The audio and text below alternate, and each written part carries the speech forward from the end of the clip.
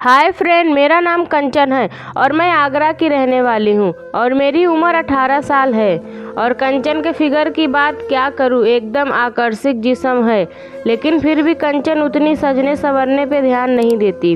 कंचन और कंचन के पति और कंचन के जेठ और उनकी पत्नी रोशनी, हम लोग सब साथ में ही रहते हैं।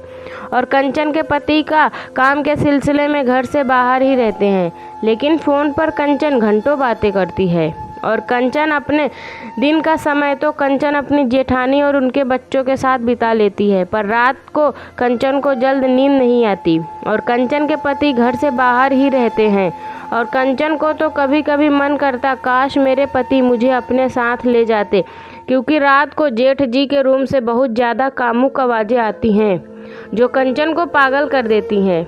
एक बार की बात है, जब कंचन के कमर में दर्द हो रहा था तो कंचन के जेठ राहुल बोले, कंचन आपकी मालिश करने की ज़रूरत है। तो कंचन ने अपने जेठ को बोली कि मालिश कर दो ना, और राहुल जेठ वो मान गए। और कंचन का जेठ कंचन को तेल से मालिश करना शुरू कर दिया और जेठ के हाथ के स्पर्श से कंचन तुरंत गर्म हो गई और आह आह की आवाज़ निकालने लगी।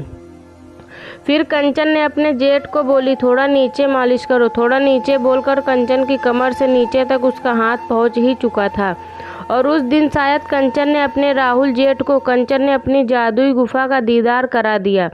लेकिन कंचन के जेठ की बीवी यानी रोशनी आ गई और कंचन को खुद को रोकना पड़ा। एक दिन अचानक कंचन के राहुल जेठ की पत्नी को मायके जाना पड़ा, क्योंकि कंचन के जेठानी की मां की तबीयत ठीक नहीं थी। उन्होंने मुझसे कहा, मैं तेरे जेठ को फ़ोन पर बता दूंगी सब कुछ, तू बस घर का ख्याल रखना और उनको खाना खिला देना। रात में कहकर वो बस निकल गई। रात को कंचन के जेठ ने जब घर पर आए तो कंचन कुछ काम कर रही थी। उन्होंने मुझे नोटिस नहीं किया और सीधे बाथरूम में नहाने के लिए चले गए। कुछ देर बाद जेठ जी की आवाज़ आई, लगाने लगे, कंचन जरा तौलिया लेकर आना। तब कंचन सब कुछ समझ गई कि राहुल जेठ जी को शायद पता नहीं कि उनकी पत्नी रोशनी मायके गई है।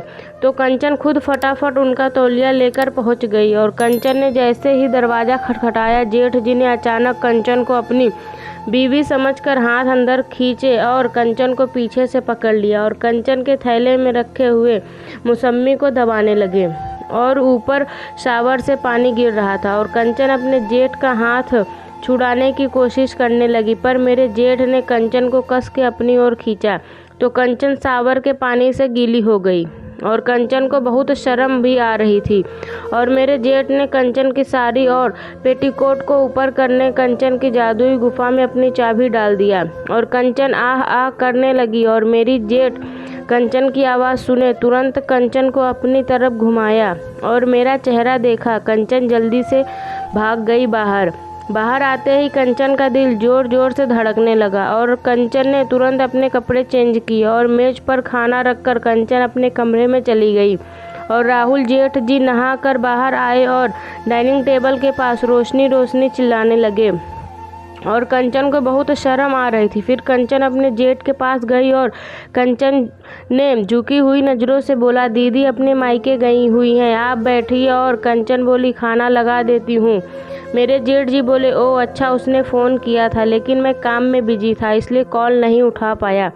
जेठ जी कुर्सी पर बैठ गए और कंचन ने अपने जेठ को खाना लगा दिया और कंचन की नज़र उठ ही नहीं रही थी उनके सामने। तभी जेठ जी ने पूछा, कंचन आपने खाना खाया? और कंचन बोली, आप खा लीजिए, मैं बाद में खा लूँगी। जेठ जी ने मेरा हाथ पकड़ लिया और बोले, सॉरी कंचन, मुझे तुम नहीं पता था, रोशनी समझ लिया था। मैं कहा, कोई बात नहीं जेठ जी, मैं समझ चुकी हूँ कि वो सब गलती से हुआ था। तो जेठ जी बोले, अगर तुमने मुझे माफ़ कर दिया तो साथ में बैठकर खाना खाओ। मैंने कहा, ठीक है। फिर हम दोनों साथ में बैठकर खाना खाए और बहुत सारी इधर उधर की बातें भी की। तो दोस्तों, यह थी हमारी आज की कहानी। उम्मीद करते हैं आपको पसंद आई होगी। वीडियो को लाइक करके चैनल को सब्सक्राइब कर लीजिए। मिलते हैं अगली वीडियो में, तब तक के लिए धन्यवाद।